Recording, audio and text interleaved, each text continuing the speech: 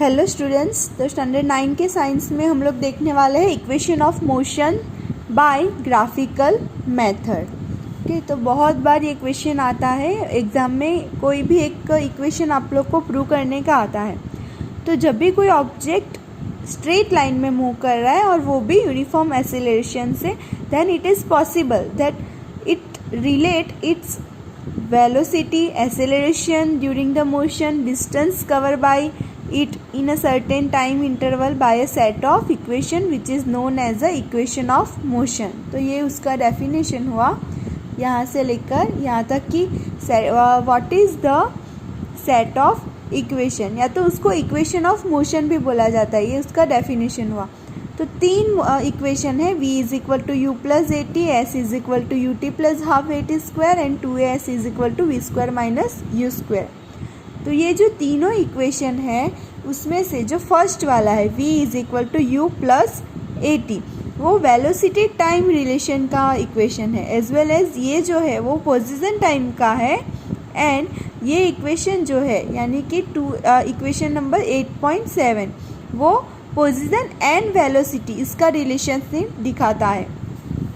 तो अभी हम लोग प्रूव करना सीखेंगे कि किस तरह से उसको प्रूव करते।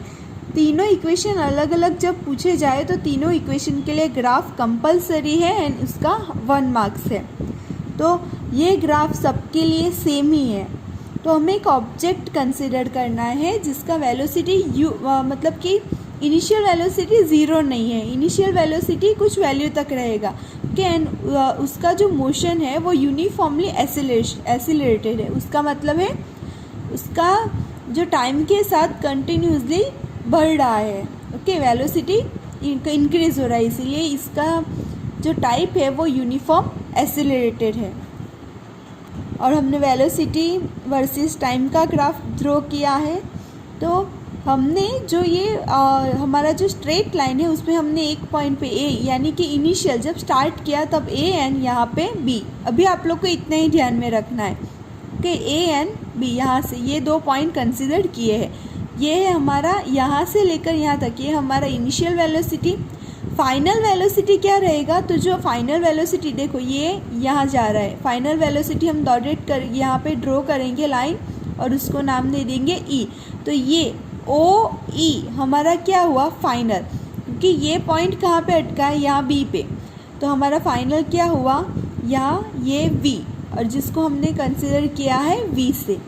अभी हम टाइम कैलकुलेट करने के लिए यहाँ से ये लाइन ड्रॉ कर देंगे और उसको नाम यहाँ पे नाम दे देंगे सी। ओके, यहाँ पे नेम दे देंगे सी एंड टाइम को कंसिडर करेंगे टी।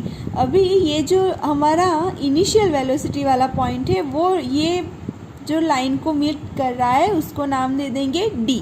ओके, ये पॉइंट को डी कंसिडर कर देंगे। तो इस तरह से हमारा पूरा ग्राफ बन चुका है। हमने पहले ये स्ट्रेट लाइन वाला ड्रॉ किया था, फिर कैलकुलेशन के लिए फॉर सिंपलर कैलकुलेशन के लिए हमने ये जो लाइन है डॉटेड लाइन कंसिडर कर दी है। और ये जो है ये वैल्यू ओ ए का वैल्यू यू रहेगा, क्योंकि यहाँ से हमारा ऑब्जेक्ट ने स्टार्ट किया है। तो ये हमारा इनिशियल वेलोसिटी। ओके, तो ये ओ ए इज इक्वल टू क्या रहेगा, सी डी या डी सी ले लो। ओके, ये दोनों का जो मेज़रमेंट है वो सेम रहेगा। बात करें हम ए ई की, तो ए ई और बी डी का वैल्यू भी सेम रहेगा। एज वेल एज ओ सी की बात करें, ओ सी, तो ये हमने टाइम कंसिडर किया है, तो O C is equal to A D. तो जो मतलब कि पैरेलल है उसका वैल्यू सेम रहेगा। तो जो डी सी है ये वाला, ओ ए जो है वो हमारा इनिशियल वेलोसिटी यू है, तो डी सी भी क्या रहेगा, ये वाला, ये भी हमारा इनिशियल वेलोसिटी यू रहेगा। एंड बी सी, ओ ई क्या है तो हमारा फाइनल वेलोसिटी है, तो हमारा बी सी भी क्या रहेगा, वो भी फाइनल वेलोसिटी रहेगा। तो चेंज कितना हुआ देखो, ये हुआ हमारा इनिशियल वेलोसिटी और ये हुआ हमारा फाइनल वेलोसिटी। तो चेंज इन वेलोसिटी कितना आया, ये बी डी जो है वो हमारा चेंज इन वेलोसिटी आएगा। एज वेल एज हम ये जो वैल्यू है बी सी को, हम बी सी को इस तरह से भी लिख सकते हैं, B C is equal to B D plus D C.